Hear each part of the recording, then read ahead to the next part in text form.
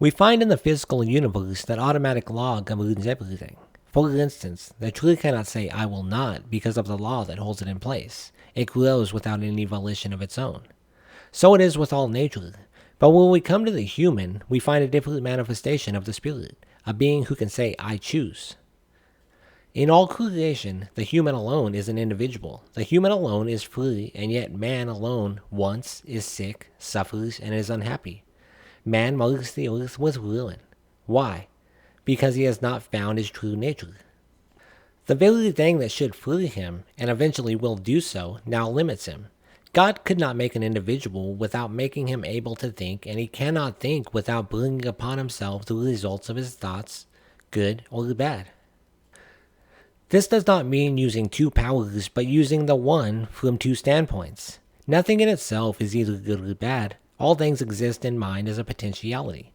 Mind is eternally acting upon thought, continually producing its own image from mind and casting them out into manifestation. Man must be the outcome of the desire of the spirit to make something which expresses the same life that it feels.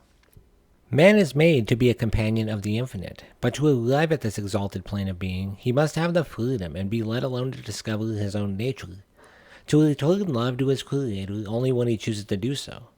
At the doorway then of the human mind, this wonderful God has to wait. Behold, I shall stand at the door and knock. The opening must be on the part of the individual.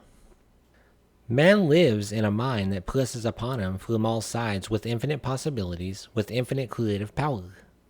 The divine urge of infinite love crowds itself upon him and awaits his recognition. Being the image of this power, his thoughts must also be the word or the cause in his life. At the center of his being is all the power that he needs on the path of his unfoldment. All the mind that a human has is as much of the infinite mind as he allows to flow through him. We have often thought of God as far off, and of man as being a separate being from all good. Now we are coming to see that God and humanity are one, and that one is simply awaiting man's recognition that he may spring into being and become to man all that he could wish and want.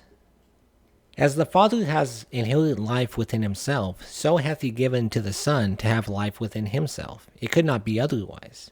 We are all in mind, and mind is always creating for us as we think, and as we are thinking creatures, always thinking, our happiness depends upon our thoughts.